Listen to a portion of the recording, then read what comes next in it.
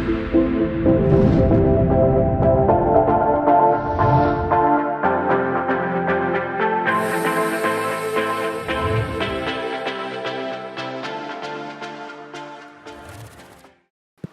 it's lovely to be here in lovely Miami, where it's nice and warm, except on this stage.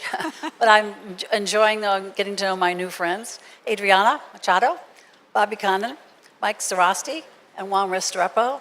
And you can read all about them up here. They have really fascinating careers.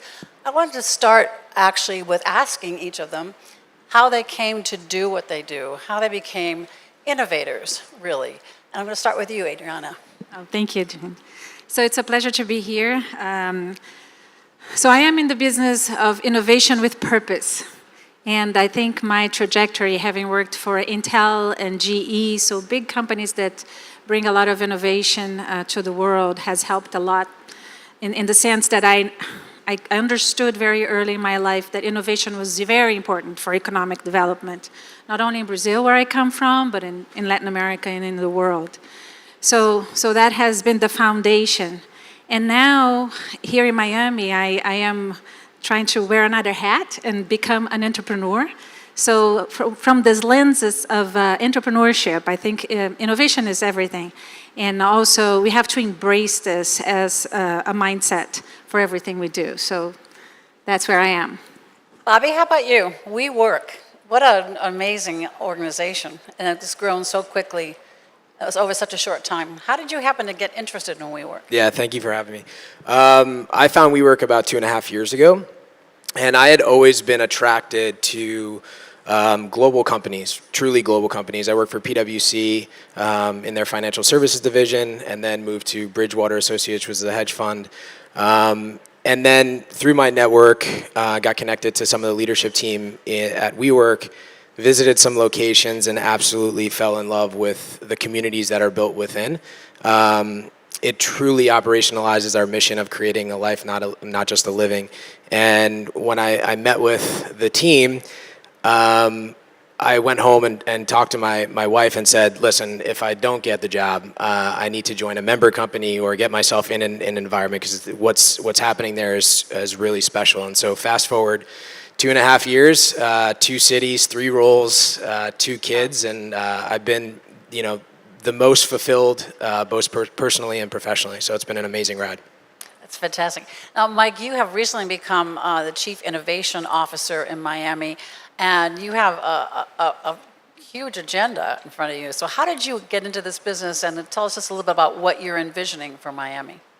Yeah, thank you. I'm approaching my 13th year in government right now, which is a little bit crazy. I've had the great opportunity to do a lot of things in government during that time. I came in doing data analytics for 311 call centers, then got back into web development, which I had done earlier in my career, got very involved with a very, very talented group of software developers in my previous life in Miami-Dade County that were showing me some very modern ways of software, particularly in the government sector. Everything was just rapidly changing. Around the same time, which was really the big turning point, I attended a hackathon. This is at a time before hackathons were sort of in the public space, at one of our earlier co-working spaces at Lab Miami. And I showed up on a Saturday, and there were like 200 volunteers ready to tackle civic problems. And that idea that people were tackling civic issues outside of government just blew my mind. And it was like a sea of technologists ready to stand beside me. I ended up becoming an advocate within government for these types of practices. About 2.5 years ago, the city of Miami approached me and says, we want to be doing a lot of process improvement throughout the city. We want to tackle problems in a new way. And we also know you're doing all this tech stuff, so we'll let you do that too. And the idea of innovation officers in cities were starting to become a thing. And I said, well, you're kind of describing an innovation officer. It's like, great, let's create an innovation office. I tell people all the time, it's not important that it's me doing that work, but it's a tremendous signal that the city of Miami had the first chief innovation officer in the region. It sends, I think, a signal to the other co-working spaces. Like what Bobby was talking about, it's just this great energy you see that you really want to be a part of. So I've been doing that for a couple years, and then in May, I became Director of Innovation and Technology for the city. So it's the new charge is weaving in all these innovation practices with a more traditional technology approach now.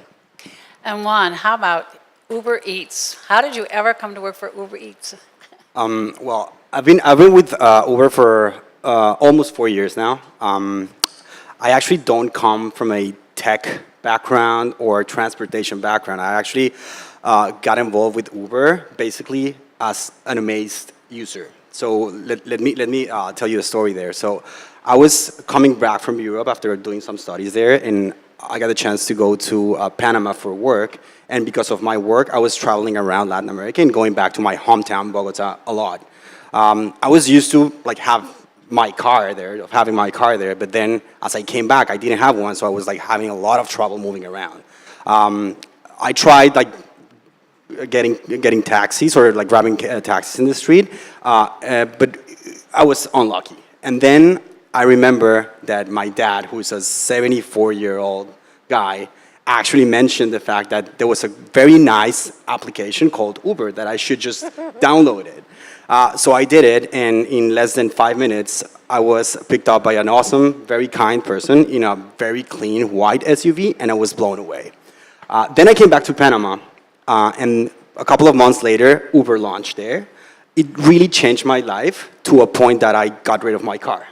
So I said, I really want to be a part of this. I truly believed about the positive impact that a technology such as Uber could make in cities and changing the way cities were moving around. So lucky for me, there was a general manager position in Panama.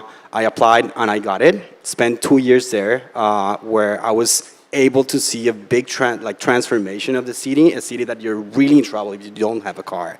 And then I started getting curious about different businesses that the company was doing, and this is a company that starts up a lot of businesses one again and again and again. So I started to know about Uber Eats and the ability for us to really give people their time back, as well as continue helping a restaurant industry to reinvent and evolve themselves. So that's my story. That's a great story.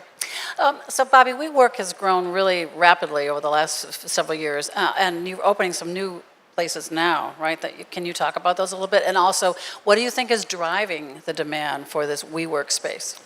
Sure. We have about 287 locations across 77 cities and 23 countries. We operate about 18 million square feet and are opening about 1 million square feet a month. So if you look at just here in the greater Miami area, we had 3 locations up until next year. We then opened 2, one in downtown in the security building and another one in Coral Gables. And so the Southeast for us is exploding and keeping pace with the rest of our organization. I think what you're seeing is a macro shift in the way people are wanting to work. And so for us, traditionally had been smaller companies, startups, entrepreneurs that were attracted to this co-working space, yearning for a place to go, for a sense of community. And I think now you're seeing, and what we're doing is advising larger enterprise companies. And so our fastest growing member segment is enterprise companies, where 25% of our Fortune 500 are actually members. And they're looking for the same type of community and collaboration that happens within our space. So it's really just a testament to the colossal macro shift that we're seeing in terms of how people are really thinking about working, and they're yearning for more. I mean, working with purpose rather than just a brick and mortar place to go. And you were also talking about some new things that WeWork is considering offering to people who are using your space. I mean, making work-life balance even better. Sure, we're all about flexibility, and that is rooted in our memberships that we have. You can get a membership for a day, a month, and then we obviously have commitments. And so flexibility is a key component of it. The community is a huge attraction point for all of our members. The networking, being able to be connected on our network platform, which connects all of those locations through our member network. But in terms of the verticals that we also have, you've probably heard about WeGrow, which is the school that we launched in New York. Flatiron School is a coding school that we acquired last year. That we're opening up the first in Atlanta in November. And you'll see more of those verticals like Rise, our wellness platform, disseminate into the regions. And because we see this as more than just working, we understand that people are demanding more of that work-life balance that you're talking about. And so we want our communities and our buildings to be dynamic. And so those offerings are really accretive to our model. So Adriana, I have a question for you. You were the CEO of GE Brazil, and you left that job to do innovation. What do you think is that a city like Miami or other cities need most now in terms of innovation? Well, cities have become the big player in the world today. You saw yesterday Salim Ismail talking about city-states concept. I totally agree with that. I think cities is where we already live, and 70% of the populations are going to live in cities very near in the near future. And that's where we expect to have the customer experience. So that's where we expect the services and the products to reach us. And that's where we have collaboration happening. And then we shouldn't look at cities as just the geography, the physical, the boundaries, the physical boundaries. But with digital, we can actually connect all over the world with other people and form teams and stuff like that. So it's the trend for urban, right, that is there. The digital aspect that's connecting cities, but also making cities connected places for innovation to rise, and the demand, so where citizens are. So I think cities will be more and more the biggest player, and cities are the ones who can actually solve the problems we face today. So let's take climate change, for instance, right? So I love the networks that already exist, like C40 or the 100 Resilient Cities. So there is a good methodology behind it, helping cities understand what their stresses and shocks are, and then have an agenda that addresses those issues and then builds resilience. And resilience is also another important aspect that is connected with innovation very, very closely, because change, volatility is the new reality everywhere in our personal lives, in our work, in our cities. So if we don't embrace change in a way that we don't panic, we don't just resist, but embrace change and use change to the benefit that we're trying to promote. I think Susanna mentioned it in her panel here. I mean, there are so many problems there. Just pick a problem, right? And innovate and try to solve it. Build resilience. Help the cities, really become this ecosystem of innovation with big companies, small companies, working space that promote collaboration, and that's make cities really be this new player in the world that will actually help us get there. That's a great segue, Mike, to what you're doing here in Miami around data and technology. And speaking of connecting people within the city to the information that they have to have, especially in the case of disasters, right, or other needs. Can you talk a little bit about what that vision is? Yeah, I'll try to follow up. Adriana should have just dropped the mic right after that discussion. That was so on point. I mean, this idea that particularly when we're talking about technology, it is so easy to get caught up in the shiny toy and caught up in the tech, and there's a lot of geeks in the room, myself included, and you're like, oh, that's so, that code is so beautiful. But the reality is that what we're doing here is trying to solve problems for people, and really keeping that focus on people is so important. One thing we have been trying to do to make sure that we are framing problems the right way, to be more resilient, to make sure we get the right kind of the technology, to make sure that we are looking at the right kind of data, is upskilling our workforce so that we understand the concepts that are needed to find the right data. A lot of times we get in cities presented by partners, by vendors, by people looking to add something to the ecosystem, but we are not good at cities at framing our own problems. So we have been doing a training on Innovation Academy that we've been running now. Today's actually the 1-year anniversary of the program. We've trained 200 employees throughout the city of Miami on innovation practices.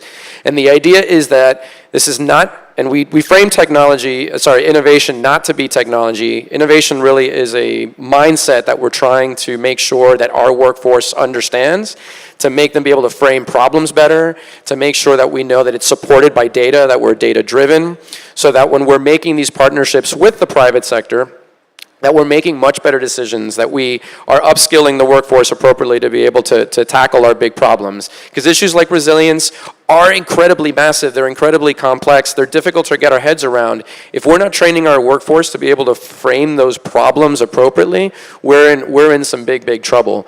As a result, to connect it to the resilience topic in particular over the summer, we had this idea that if we provide residents better data about what resilience is and what climate change is and what sea level rise means for them and their specific home, over time they will make better decisions about the value of their property. So instead of just talking about resilience for Miami, we would talk about resilience means for Mike or for Adriana.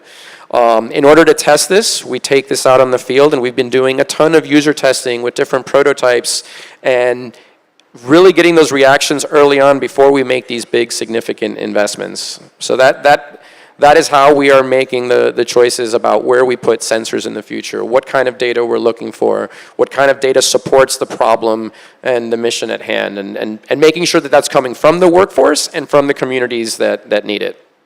So testing, Juan, you at Uber Eats have a really interesting pilot program going on. Can you talk about your project with Starbucks? For sure. So one of the very interesting things about Miami is that convenience is something that really resonates with people, and then that's one of the big reasons why Uber Eats has been very successful here. What we try to do is get what people want at the moment they want, and they want coffee, right? So we partnered with Starbucks to launch a pilot here in Miami with the intention of co-learning about what's the best way to deliver a warm cup of coffee in a very short period of time. It's not an easy task to do, and companies such as Starbucks really value two very important things: quality of the product and how that is being delivered to customers, and also their in-store experience. So working with them to understand what's the best way to plug in a very busy in-store or in a very busy store, while also making sure that the product arrives at a good, in good quality, is something that we have been testing for a couple of months now, and we're very excited to see the success of this at a point that we have been able to deliver coffee in less than 30 minutes on average. We've seen very interesting joint business goals with them, in the sense that if you go to a Starbucks, you may notice that the busiest time of day is during the morning. However, when you check our data, what we're seeing is more than 60% of the orders are happening after 11 a.m., which means we are actually increasing their own volume. They're increasing orders, and they're tapping into different use cases. In the case of Miami, people love their cafecito, right? People love a cup of coffee, an afternoon boost. Are they having caffeinated coffee or decaffeinated coffee at 11 o'clock at night?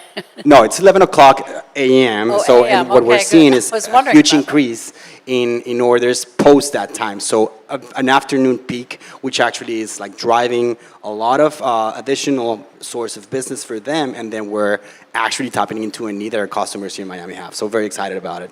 Can I just, and as a follow-up, are these largely people who either can't get it nearby or don't want to make it themselves or can't because of where they are? I mean, who are the people who are ordering this coffee this way? I mean, there's a series of consumers for sure. And again, it's about convenience. People are willing to walk sometimes, but people are busy. We live in urban areas where time is not, it's a luxury not everybody has, right? So when you think about that afternoon point, you may be in the office, you really want a cup of coffee, but you don't have the time to go out and have it, so you just basically can order it and you have it in 30 minutes. So the good thing with partnerships such as this one is their store footprint is pretty wide across the city. So you're going to be able to fulfill those orders across the city, around the city, without compromising the quality and the speed of service. And I want to ask you another question before about work that you're doing with virtual restaurants. Can you describe what that is, how those work? That's a really fascinating concept. We're very passionate about it. So if you open the app here in Miami, and you may see restaurants such as MIA Wings or Italian Comfort, for example, in Fort Lauderdale.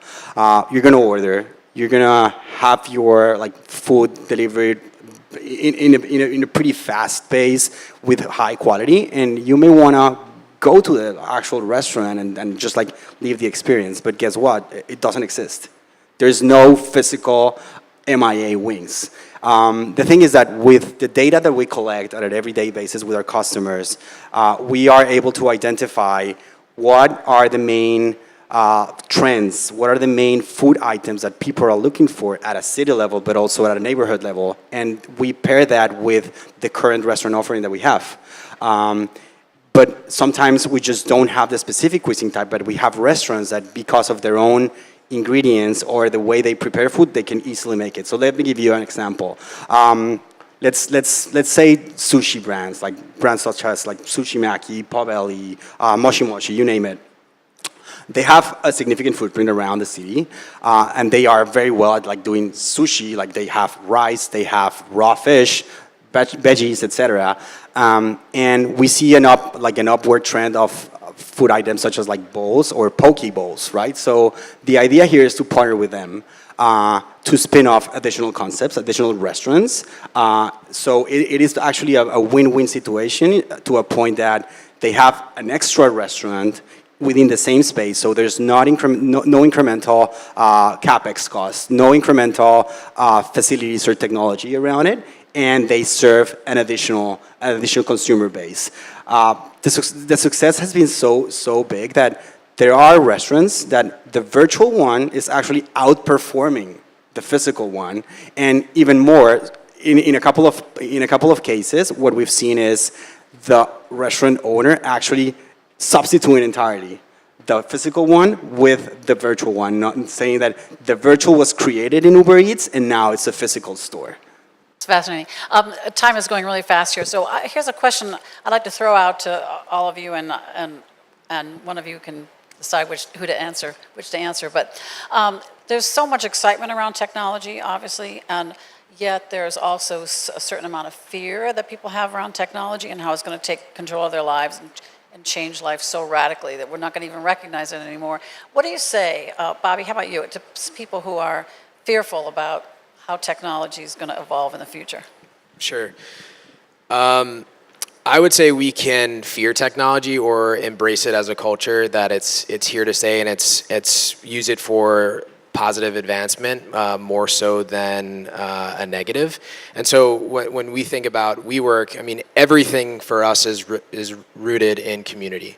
But we use technology as inputs and to educate ourselves and validate our assumptions on how we're thinking and analyzing our buildings, the macro trends of cities, and that then is a positive output into our design and how we're programming our spaces to the events that we hold within each building. And so for us, technology in that standpoint, in terms of the design and build, is amazing, and that's something that we're also, providing for some of these larger enterprise companies when we're thinking about our Power by We vertical. And the second piece to that is we use technology to connect all of our members. And so that app that I talked about before, which is our member network, has the ability for a member in Miami to communicate and connect with a member across the globe in Tokyo. Or if they're looking for space to either book on a business trip or looking to expand and flex in their scale of growth, they have the ability to actually book book or have that space in a different city. And so that connection and using that technology platform for us is actually a positive thing.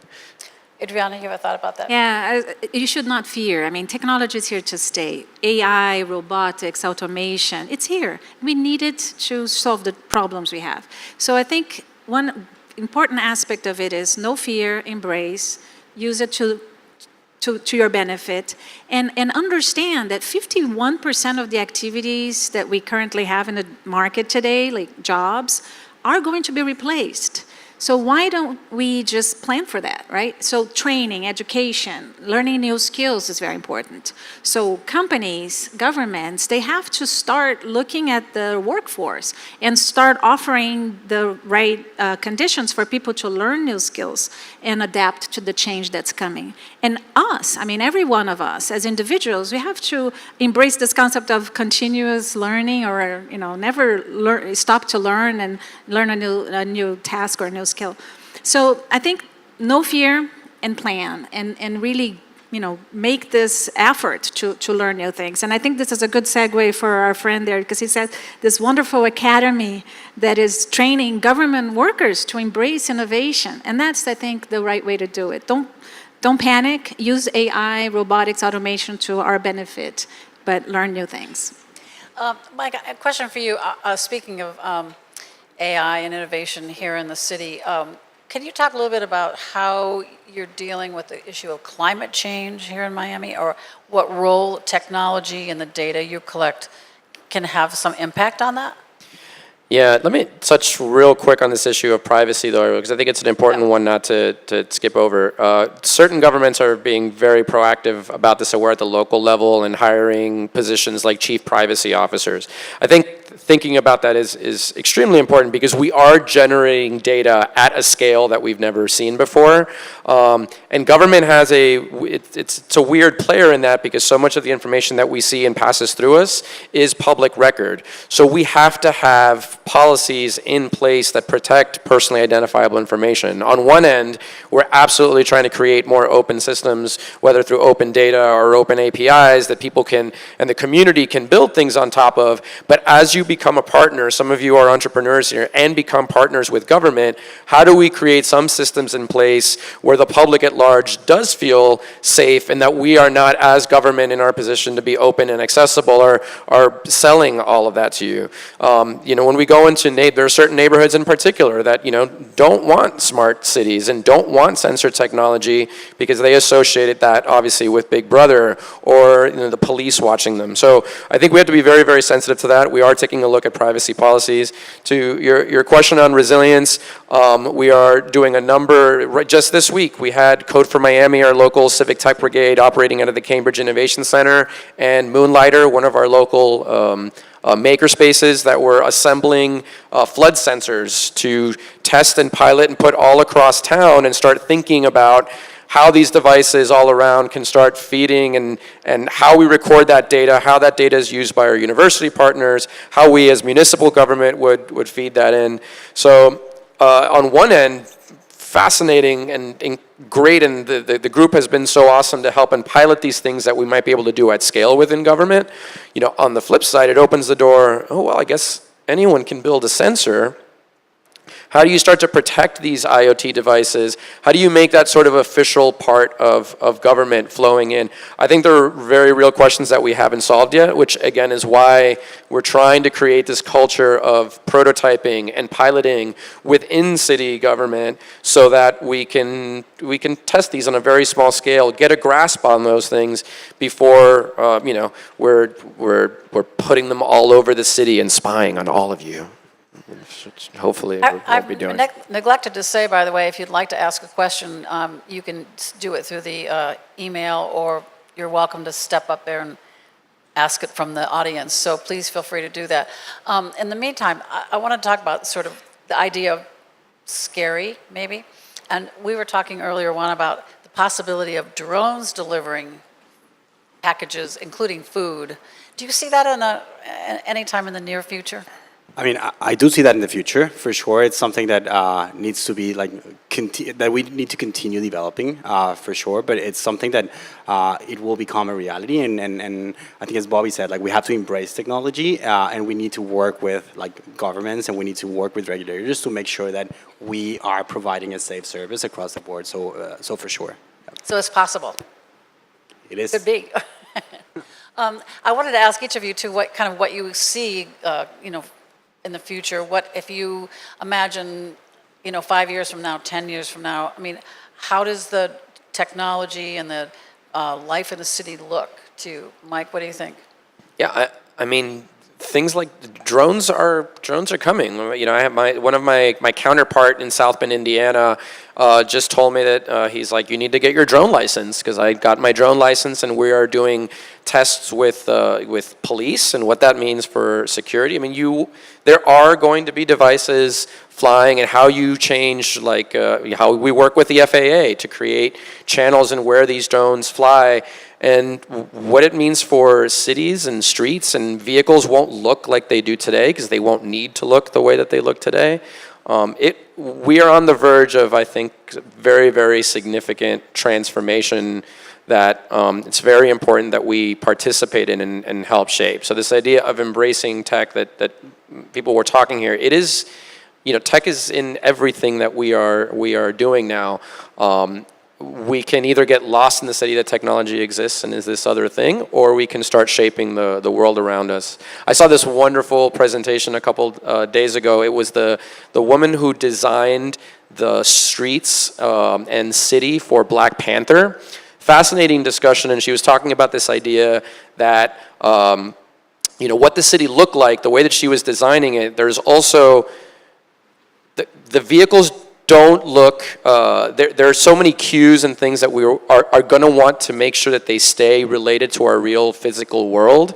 We don't want to have and create something that is completely disconnected. And if we're not participating in that, and then we are not helping shape that, the world will be so unrecognizable that we might lose that human connection. And at the end of the day, that's what we want. We want technology to help us feel more connected and help us feel more part of our physical surrounding, and hopefully create more compassion. So I think that promise is still there. I'm seeing a lot of re-energized, but a lot of great people that are doing awesome work in cities. So How does that work in the workplace, do you think, Bobby, going forward? What do you see as the next innovation coming, or the way in which the workplace will further be transformed? So if you look at the latest projections of workers and urbanization, you know, by 2050, 2.5 billion people will be added to major cities across the world. And so unless we talk about rezoning, it's going to be very difficult to expand these cities. And so companies, landlords, and just citizens have to do more with less space.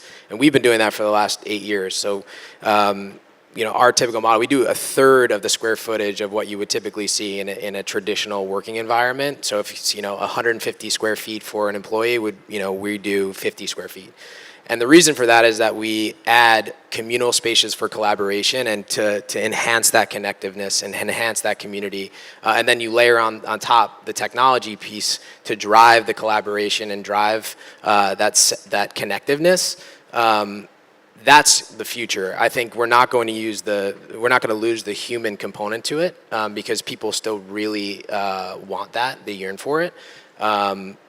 But there's going to be added technologies that's going to be able to have us think smarter, design smarter, and really create an environment that is truly connected, both physical and virtual. And so for us, you know, we're in the process of creating the largest physical and social network in the world. Adriana, I'm interested in what you're looking forward to as you continue your organization and innovating, and what kind of innovation really excites you. Yeah.